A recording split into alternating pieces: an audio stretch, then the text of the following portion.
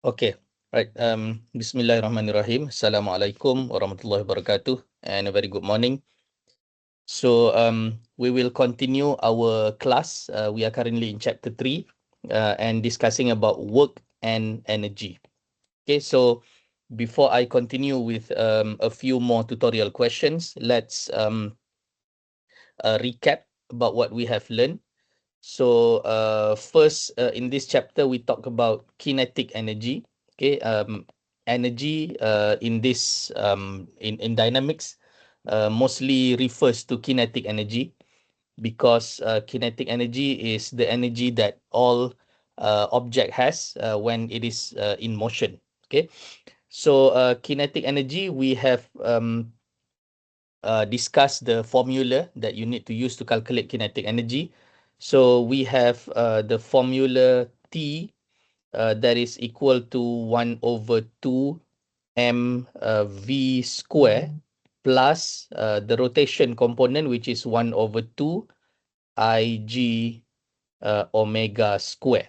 So this is basically the general formula that you need to use. But in some cases, for example, rotation,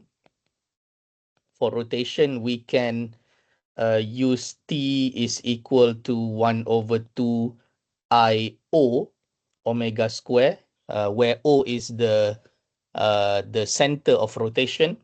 And for general plane motion, GPM, if you can find the location of IC, the instantaneous center of zero velocity, then we can replace the equation with a simpler one, which is 1 over 2 IC times omega square.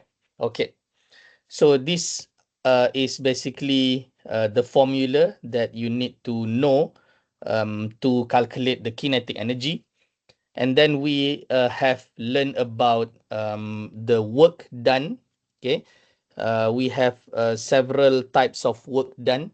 The first one is work done by the force UF, which is the force has to be the direction of the force has to be in the same direction as the motion of the object. That way, only the force is doing work. So UF is basically the force itself multiplied with the distance it has traveled, delta S. And then we have work done by the weight if there is a change of height, meaning that the object is traveling from top to bottom, or maybe from bottom going up. Then we have UW, work done by the weight, which is minus W times delta Y. Delta Y is basically the height, the change of height. And W is of course mg, mass times gravitational acceleration. And then we have the work done by the moment Okay, it's basically the moment itself multiplied with delta theta. And remember that this theta has to be in radian, the unit. Okay, and then finally we have the work done by the spring US, which is also negative in front, 1 over 2 times K, which is the spring constant, um, times S2 square minus S1 square. S is basically the elongation of the object, of the spring. Later we will see a few examples that involve the spring problem. Okay, so these are a few forces that is doing work. Okay, we have 4 formulas here. So work done is basically needs to be the direction of the force has to be in the same direction as the motion. And then finally, with the kinetic energy and the work done. So basically, this is work done. Kinetic energy and work done. we can then write the principle of work and energy, the principle of work and energy,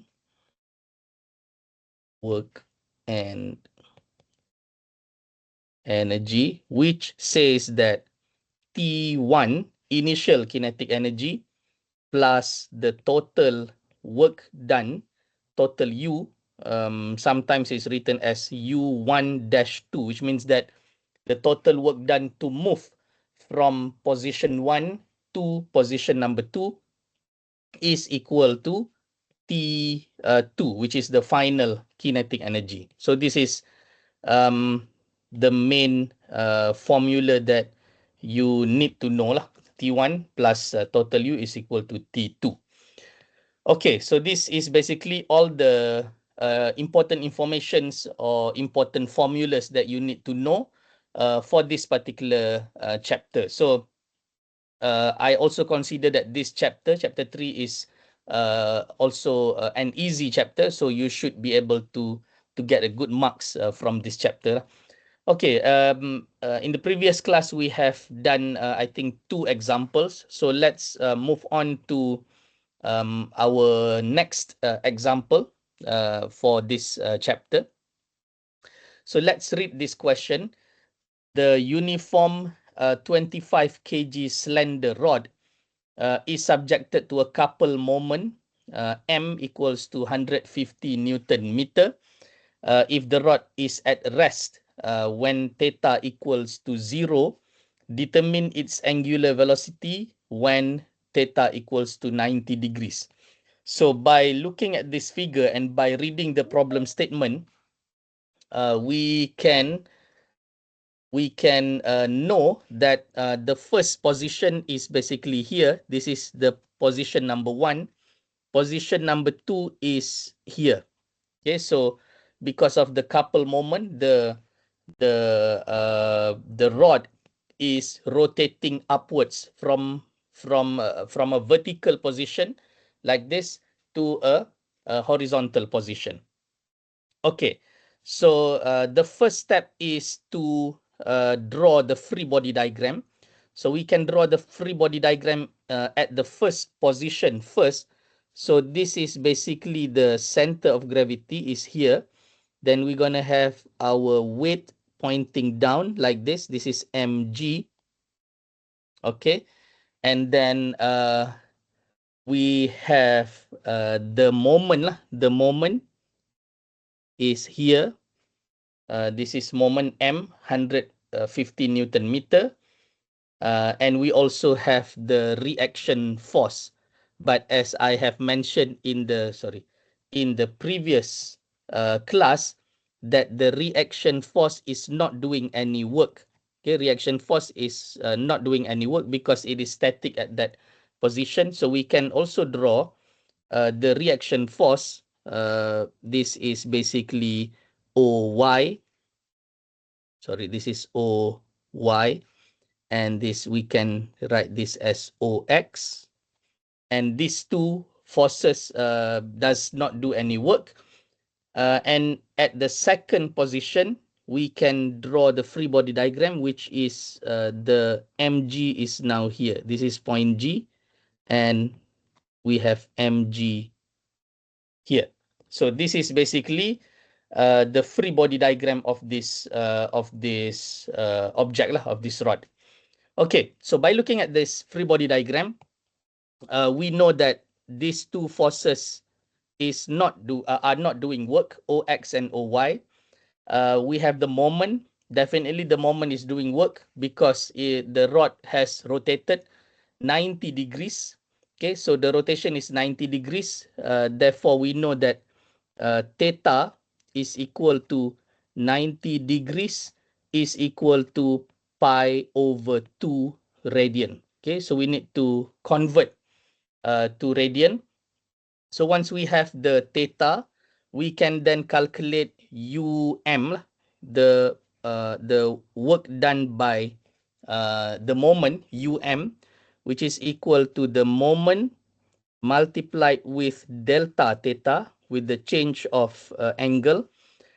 So the moment is 150 Newton meter multiplied with pi over 2. So we have UM is equal to, let me get my calculator.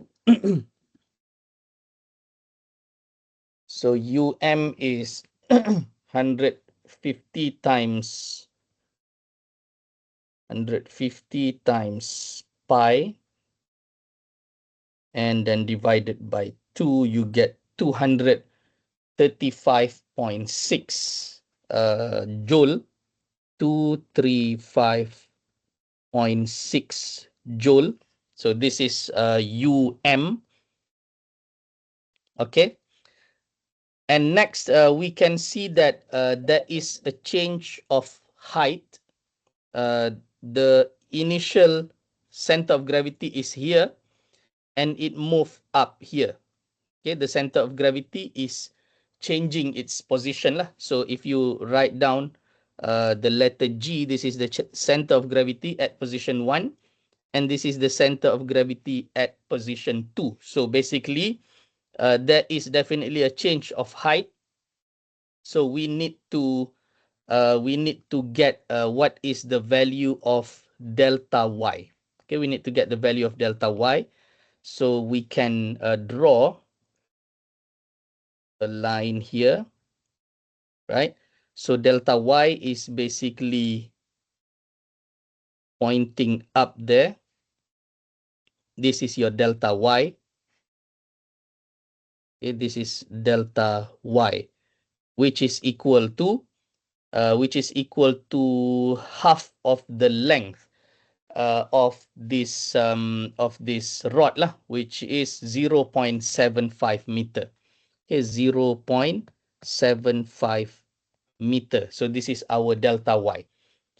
Okay, so then when we have the delta y, we can then calculate UW, the work done by the weight, which is minus W times delta y. Okay, W is basically M times G. So M is 25 kg times 9.81 times, okay, now be careful, delta y is now positive because point G, or you can see the arrow here, it is moving from bottom going to top, going in the positive direction of y-axis. So delta y will become positive, and therefore UW will be negative lah. So delta y here is 0.75. So I forgot to put a negative sign here. Let's get this little bit to the back. There is a negative sign there. So then we can get the value of UW, minus 25 times 9.81 times 0.75, which is minus 183.9. Okay, minus 183.9 joule. So this is our UW. Okay, UW is minus 183.9 joule. Okay. So next is to get the kinetic energy lah. Okay, basically all the work done has been calculated. And now to solve this problem, we will need to calculate the kinetic energy. So let's start with T1, the initial kinetic energy, T1. And here it says the rod is at rest when theta equals to 0. So basically this starts from rest. So we know that T1 equals to 0, okay, because starts from rest lah. Starts from rest. Okay, so T1 equals to 0. Now T2 is basically equal to 1 over 2 mv square plus 1 over 2 ig omega square. This is one option that we have to calculate this. Or we can also use or we can use T2 is equal to 1 over 2 I-O omega square. Okay, I-O, basically point O is the center of rotation lah. So I prefer to use T2 is equal to 1 over 2 I-O omega square. That will be an easier option. So we need to calculate I-O. We need to calculate I-O. To calculate I-O, let's calculate IG first. Okay, so IG, this is a slender rod. The formula that you should use is 1 over 12. 1 over 12 ml square. So this is 1 over 12 times 25 times L is 1.5 meter. So basically 1.5 square. And therefore we will get the value of IG, which is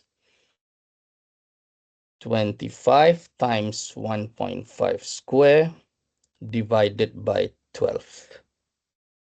4.688, that is IG, 4.688 kg meter square. And therefore, we can calculate IO using parallel axis theorem, which is equal to IG plus MD square. And IG is 4.688 plus 25 times D is the distance from G to O, which is 0.75 square.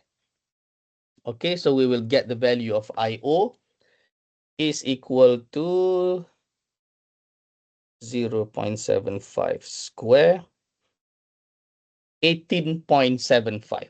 Okay, so IO is 18.75 kg meter square. Therefore, we will substitute this value in here in this equation.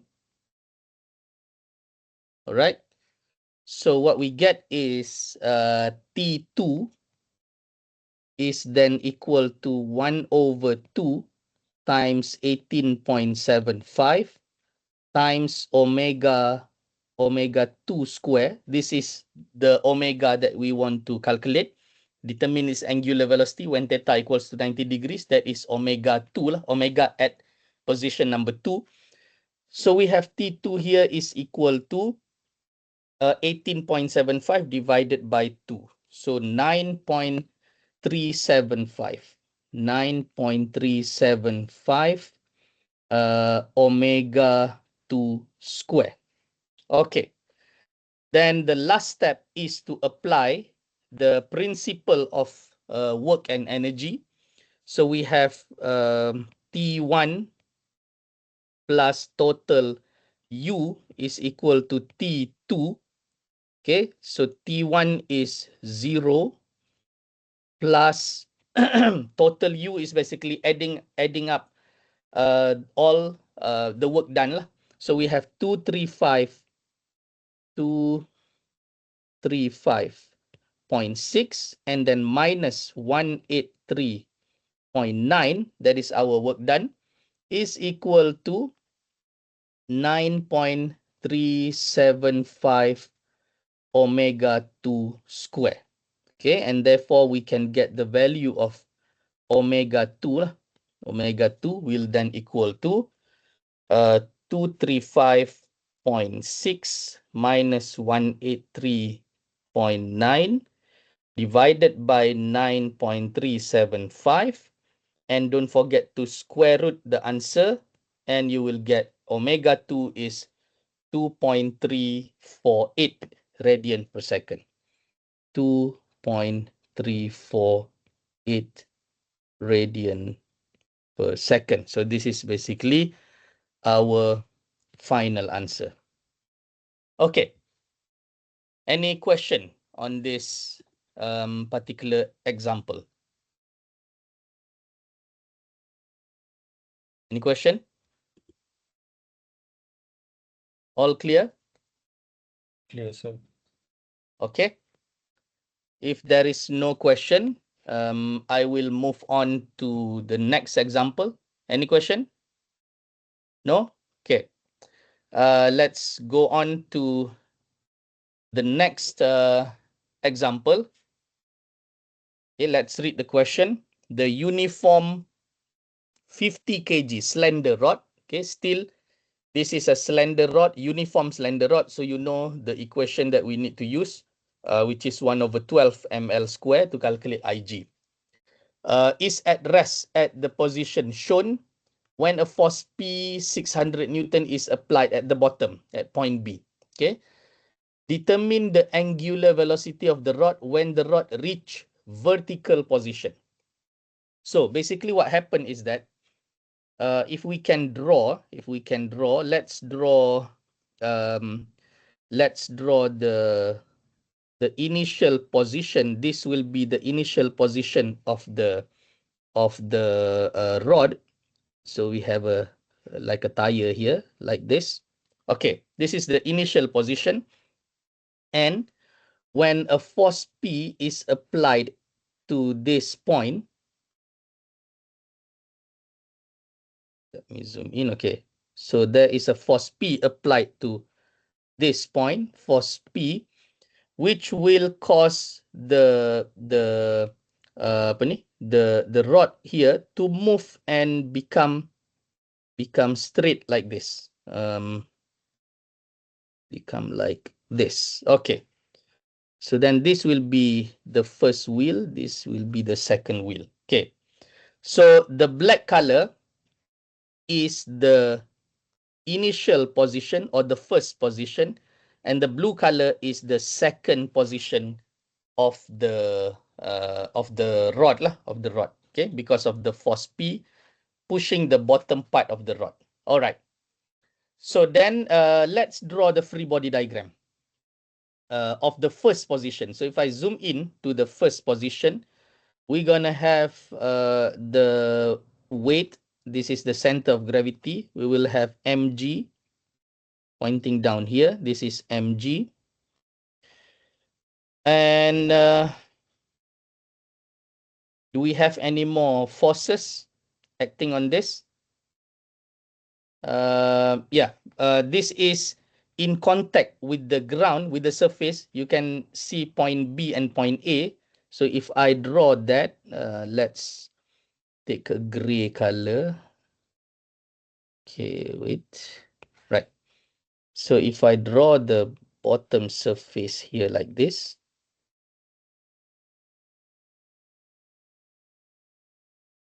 okay, and also the wall here. Okay. So because of the contact in the first point, in the first position, we also have normal force acting here. This is NB because this is point B. Okay, and we also have a normal force in this direction. This is NA. This is NA because the wheel is in contact from the side. So the normal force will be from the side lah. Okay, that is the the free body diagram of the first position, of the initial position. Now let's draw the free body diagram of the second position. I'm going to use another color. So let's use green color here. So this will be mg, second position. mg. This will be the normal force nb, second position. And this will be normal force NA, second position. Okay. So, and then we also have a force P here, second position. Okay. All right. So let's identify from this free body diagram which forces are doing work in this case. Anyone can answer me? We have 4 forces acting on this rod at both position, position 1 and position 2. We have the force P, We have the weight mg, we have the normal force nb, and we also have normal force na. Which one is doing work? The weight. The weight is doing work. Why? Is there a change of But height? yes. Yes. Okay, there is change of height. So if you can see here, mg starts from here and it moves up here. So there is a change of height going there. So we can draw that. Draw a line here. Oops. Okay, I will get this color. Let's draw a line here and draw another line here so that we can see the delta y lah. So this will be our delta y. Okay, so there is a change of height. So weight is doing work. So we need to identify what is the value of delta y. Can we identify what is the value of delta y here? How do you identify the value of delta y?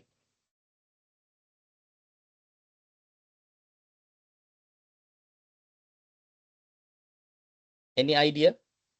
How do you identify the value of delta y? Value of y in the second position minus value of y in first position. All right. So what is the value of y in second position? Let's write that as y2, second position. What is the value? Sorry, not value of y. It's actually value of g. Do you agree? Its value is the it is the value of the center of gravity at the second position. So this is basically the center of gravity, g, and this is also center of gravity g. So in the second position, what is the value of g, center of gravity? This. What is this length here? Half the rod.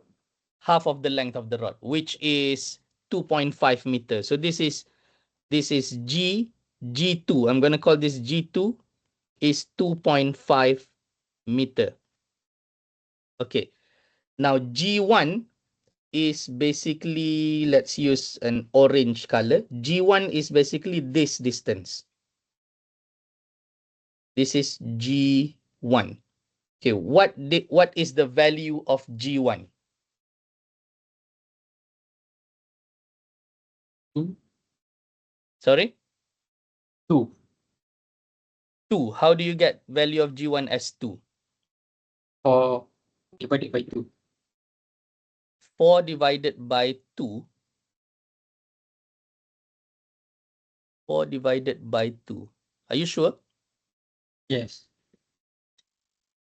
Where is 4? 4 is the vertical height of the initial position. Okay, and then the point G is half of that lah. Yes. Yes, okay. So G1 is 2 meter. Right? G1 is 2 meter. So therefore, we can calculate delta Y. Let's use blue color for delta Y. Okay, delta Y is equal to basically G2 minus G1. So 2.5 minus 2, we have delta Y is equal to 0.5 meter. Okay, delta Y is 0.5 meter, and you can see that delta Y is moving, is pointing upwards. So delta Y is positive. Therefore, the value of UW will then be negative lah. So we're going to calculate UW now. UW is basically minus mg or minus W times delta Y. So we have minus 50 times 9.81 times 0.5. Okay, so we have UW is equal to minus 245.25. Minus 245.25 joule. Okay, so this is UW. Okay. Next, I will zoom into the free body diagram again. mg is done. This one. Okay. What else is doing work? What other force is doing work? The force P, is it doing any work or not? Yes. Yes, the force P is doing work because we can see that the direction of force P is in the same direction of motion. Okay, this is the direction of motion. So force P is in the same direction of motion. So let's write down UP. UP is equal to the force P multiplied with delta S. Now we need to determine what is delta S here. Delta S is basically the distance that this point has traveled. This is delta S. So how do we get this distance, delta S? Okay. If we look at this figure here, we have the hypotenuse of 5, we have the height of 4 meter, and delta S is basically down here. This is delta S. So from this triangle, can we extract the value of delta S? Okay, what is the Yes. value of delta S? 3. 3. 3. Okay, the value of delta S is 3. Oops, sorry. Delta S is basically 3 meter. Okay, by using the theorem, Pythagoras theorem lah. Okay, so then we can then calculate UP. The force P is, what is the force P? 600 Newton. So 600 multiplied with 3. So we will get UP is 1,800 joule. Okay. 1,800 joule. Okay, so force P is done. Okay, now we still have NB and also NA. Okay, do you think these two forces are doing work or not? The reaction force. Look at the direction of the force and look at the direction of the motion. Now, do you think that NA and NB are doing work or not? No. No. No. Okay, good. You can see that NB is pointing upwards while the motion of the object is pointing to the left. So NB is not doing any work. Same goes for NA, which is pointing to the right, but the motion of this particular point is moving upwards. Okay, NA is pointing to the right, but the wheel here is moving upwards. So no work done lah by these two forces. Okay, NB and also NA, no work done. Okay, so basically we have calculated the work done. We have UW and also UP. Now we need to calculate the kinetic energy. Okay, because there is no more work done here. And here it says the rod is at rest initially when the force P is applied. So we know that T1 is equal to 0. Okay, that is the first one. And then T2 is, okay, before I proceed with T2, what kind of motion we are discussing here? What kind of motion that we have here? General plane motion. General plane motion, correct. This is a general plane motion because you can see that point B is translating to the left, point A is translating upwards, and the rod itself is rotating. So we have all both types of motion. So this is general plane motion. So general plane motion, the equation, the formula that we need to use is 1/2 mv square plus 1/2 ig omega square. Okay. Which one that we want to calculate here? What we want to calculate here is basically the omega, this one, the angular velocity of the rod when it reached the vertical position. So basically this is omega 2 lah. This omega is the one that we want to calculate. Okay. But we also have something that we don't know here, which is VG. How do we know the value of VG? This one, V. Or VG lah, the V of the center of gravity, VG. What should we do with VG here? Any idea? Because VG, the value of V is unknown. What can we do with it? Can we convert it into something related to omega or not? Omega R. Yes. Okay. So we have from our previous chapter, we know that V is equal to omega times R. Therefore, VG here, VG is then omega 2 times, what is our R here? R is the distance from, the R is the half of the length of the rod lah, which is 2.5. Okay, the length of the rod is 5 meter. So half of the length is 2.5. And therefore VG is 2.5 omega 2. Okay, then this 2.5 omega 2 we can then substitute in this T2. So now T2 will become 1 over 2 M in bracket 2.5 omega 2 and square the whole thing. 2.5 omega 2 square, because VG is square. So once we substitute VG with 2.5 omega 2, we need to square the whole thing lah. Okay, and then plus 1 over 2 IG omega 2 square. Okay, so by doing this, we have eliminated VG from unknown. Then only now we have omega 2 as the unknown. This is the one that we want to find lah. So M, we know the value of M, but before we can continue, we need to calculate the value of IG. Okay. So let's calculate the value of IG. Let's bring this somewhere here so that we can calculate the value of IG. This is a slender rod, so we have the formula 1 over 12 ml square, which is 1 over 12 times M is 50. 50, L is 5 meters square.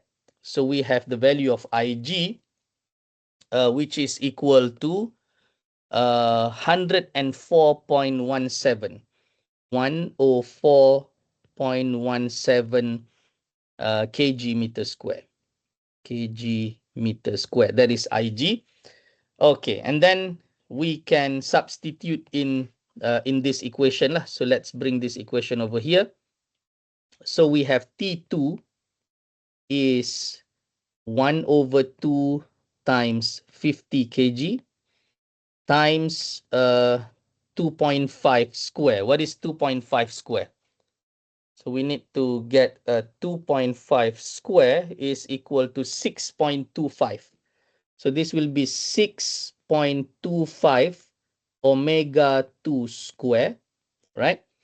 And then plus 1 over 2 times 104.17 times omega 2 square. Okay. So therefore, T2 will be equal to, you can calculate this 1 over 2 times 50 times 6.25 plus 1 over 2 times 104.17. We will get T2 is equal to 208.3 omega 2 square. Okay. So we are still interested in this.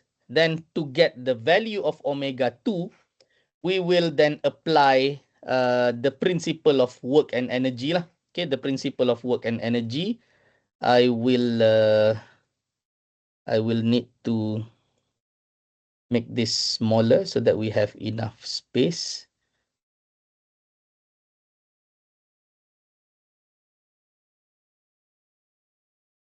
Okay. So we will then apply the principle of work and energy, T1 plus total of work done is equal to T2. So we have here 0 plus 1,800 minus 245.25 is equal to 208.3 omega 2 square. Okay, so what we want is omega 2, and therefore we can get the value of omega 2 is equal to, don't forget to square it, you will get omega 2 is 2.732 radian per second. Okay, so this is the final answer. Okay, any question for this problem? So the first problem that I have shown just now is a rotation problem, and this problem is a general plane motion problem. Right, any question on this?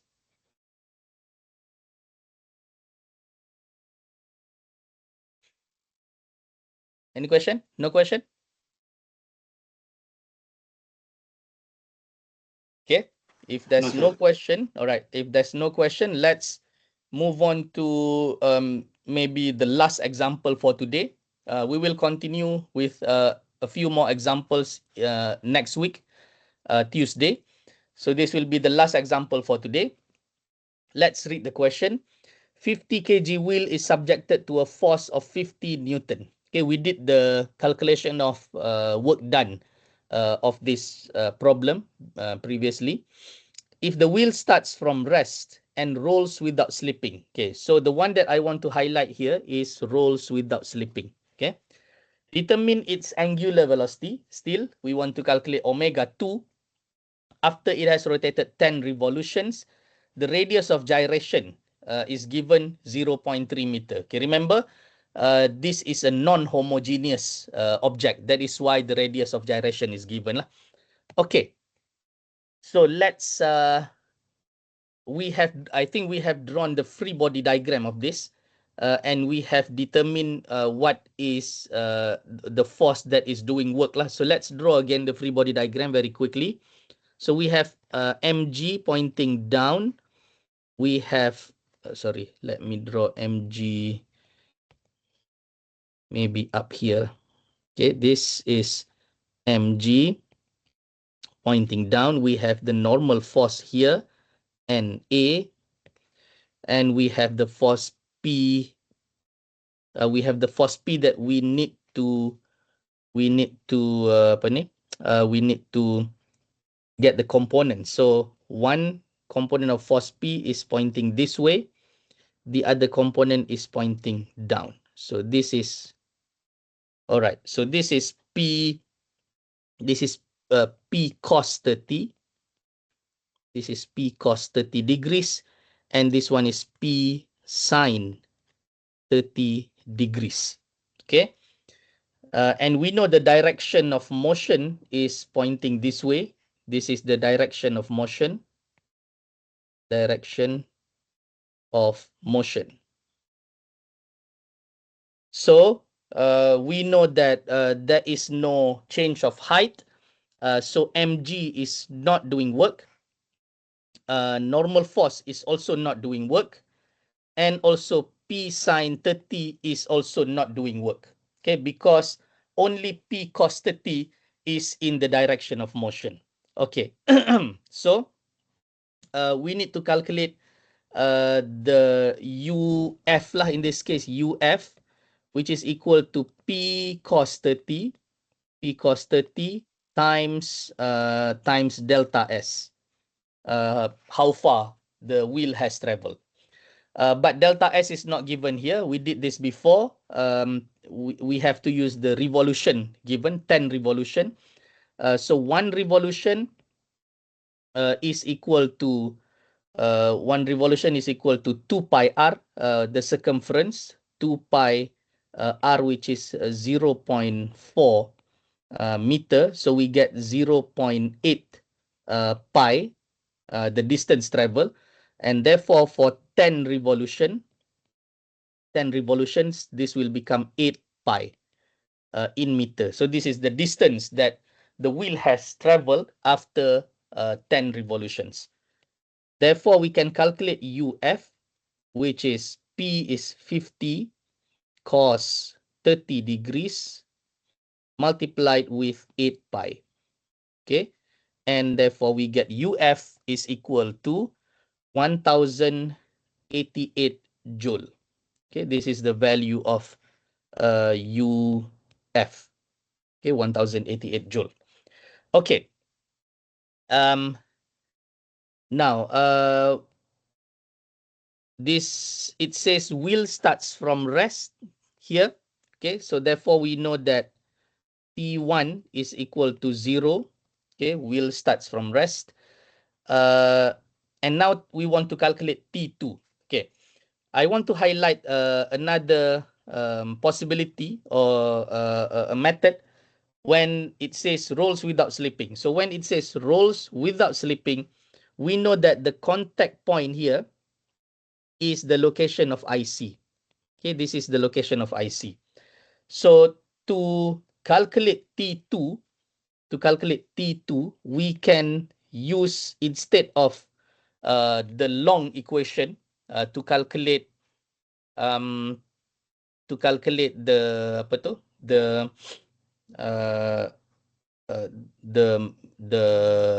kinetic energy. We can use 1/2 IIC omega 2 square. Okay.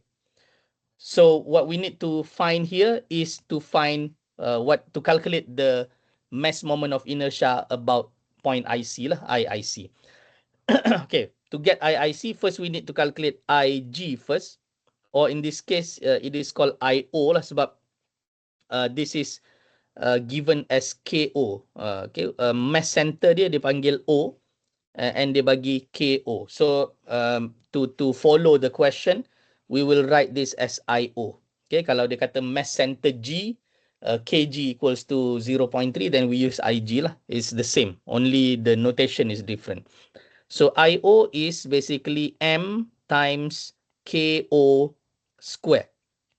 So the mass is 50. KO is given as 0.3 meter. So IO is equal to 4. Sorry, this is square. Don't forget 0.3 square. So 4.5 kg meter square. All right. So that is IO. And then we can then calculate IIC, which is IO plus MD square. D is the distance from O to IC. Okay, D is basically this distance lah. O to IC. So this is D. Okay, which happens to be the same value as the radius lah. Okay. So IO is 4.5 plus M is 50 and D is 0.4 square. Okay, so IIC will give you the value of 4.5 plus 50 times 0.4 square. 12.5. Okay, 12.5 kg meter square.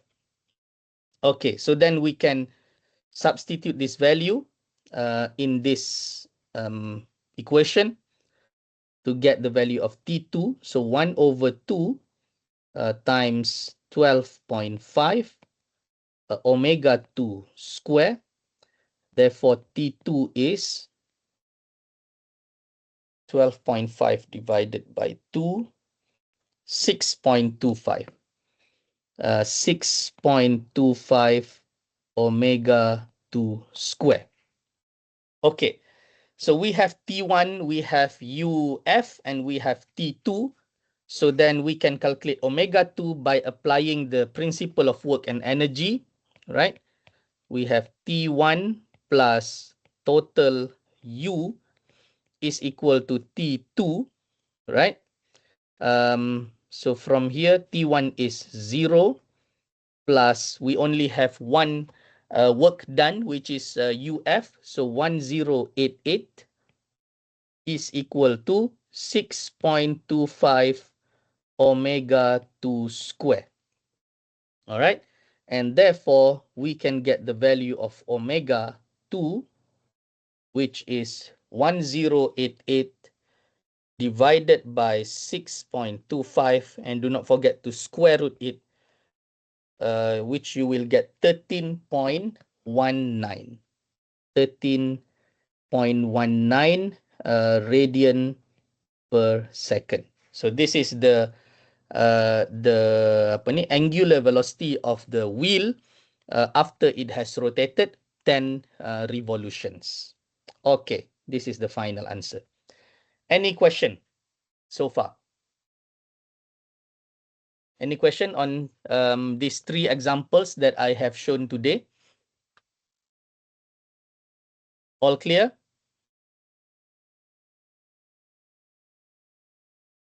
Okay, so basically I have shown different type of example. The first one is rotation problem. So you can see that we use IO in this case. We use this formula, 1/2 IO omega square. So you need to use the parallel axis theorem to calculate IO. In the second example is general plane motion. And we use the standard equation lah to calculate T2. And we can use V equals to omega R to substitute V here, to substitute the value of V. Okay. And then in the last example, we have used the IC because it says rolls without slipping. And therefore we know the contact point is the location of IC. And we use T2 equals to 1/2 IIC omega 2 square to calculate the value of T2.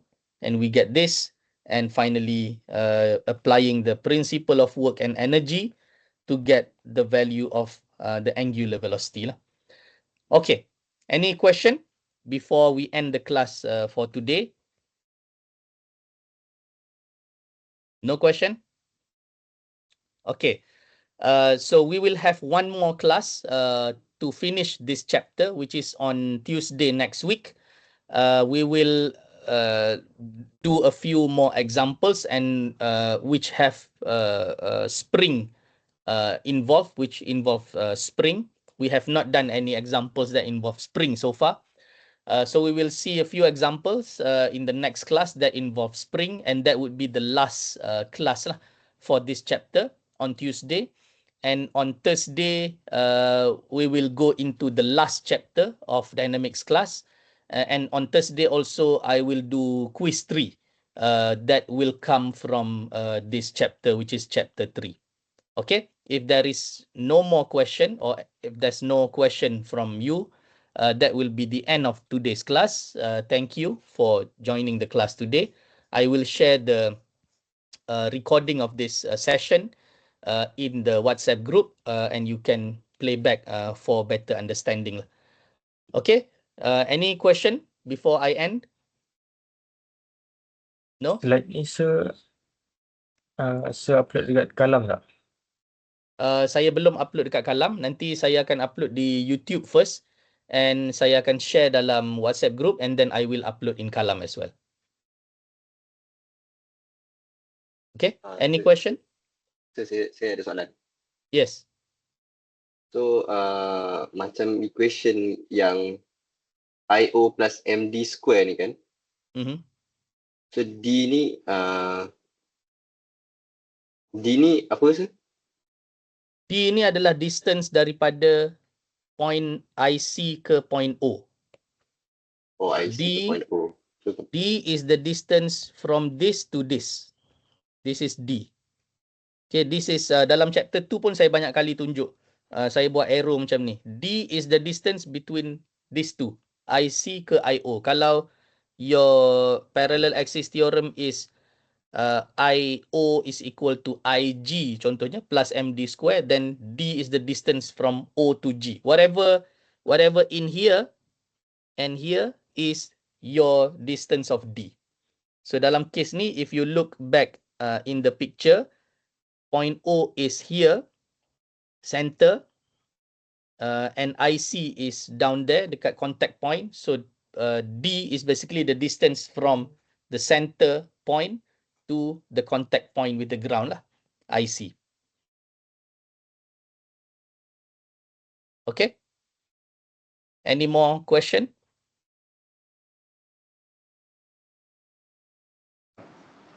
Sir. Ya. Nak tanya yang previous punya example, F yang T2. This one? Ya. Okay. T. 125. Oh, F18 3. Okay. Yang T2 tu bukan 2.5 ke? T2 2.5. 1/2 times 50 dengan 2.5. Saya tulis 6.25. Dekat mana? Dekat T2 yang 6 to 6.5. Kenapa? Oh ni, this one.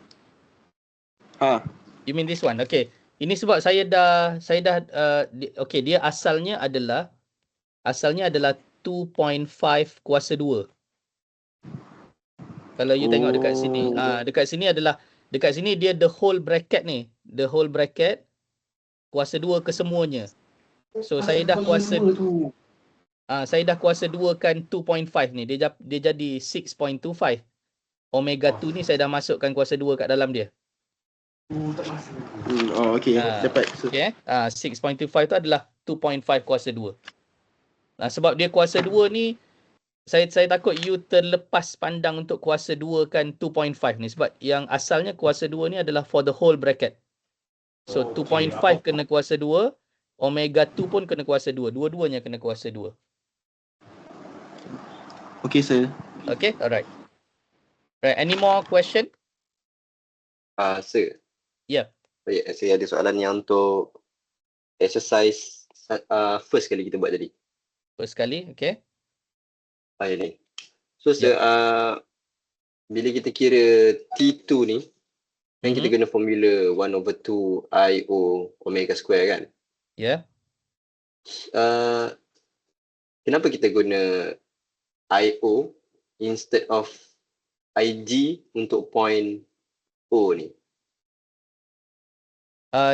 Dia boleh dua-dua. Kalau you nak guna IG, the equation will be this one. T2 is 1/2 mv square plus 1/2 IG omega square. Yang itu adalah general equation, general formula lah untuk kinetic energy for rotation. Tapi kalau kita nak use a simpler equation, ia adalah yang inilah 1/2 IO omega square. The beza dia adalah satu you calculate about point O, satu lagi you calculate about point G. Itu sahaja beza dia. So you boleh calculate gunakan equation ini dan still akan dapat the same answer lah. Okay ni sir. Kalau kita guna IO kan sir, kenapa IO tu tak guna formula 1/3 ml square? Boleh juga. Boleh juga. 1/3 ml square kalau ikut table tu dekat hujung betul. Okay, so if you take daripada table, let's say you ambil IO from table, IO is 1/3 ml square. Okay, you should get the same answer 18.75. So let's try to calculate that. M dia ada berapa? 25 M. So 25 times what's the L? 1.5 square and then divided by 3. 18.75 kan? Sama kan? 18.75 kg meter square. So kalau ada dalam table, you boleh guna formula yang dalam table, IO 1/3 ml square, ataupun kalau tak sure, you boleh calculate IG dulu dan gunakan inilah parallel axis theorem. Okay, parallel axis theorem. Oh, so basically parallel axis theorem ni kalau point tu bukan at center, at G. Ya, di tak. location lain daripada G. Kita nak tahu mass moment of inertia di point selain daripada point G. So kita kena guna parallel axis theorem. Right, Doktor. Thank you, Doktor. Okay, alright. Ada lagi soalan? Any more question? Okay. So if you still have question, you can go back and play back video recorded session ini. Kalau ada soalan lagi, you can ask me next week lah. On Tuesday, we will have a class as usual. Hopefully face to face lah next week. We will do a few more tutorials that involve spring, and then that will be the end of this chapter 3. Okay. Once again, I thank you for coming to the class online session today. I will see you again next week on Tuesday. Okay. Assalamualaikum and have a good day. Salam. Thank you, Sir. Thank you, sir. Thank you, sir. Welcome.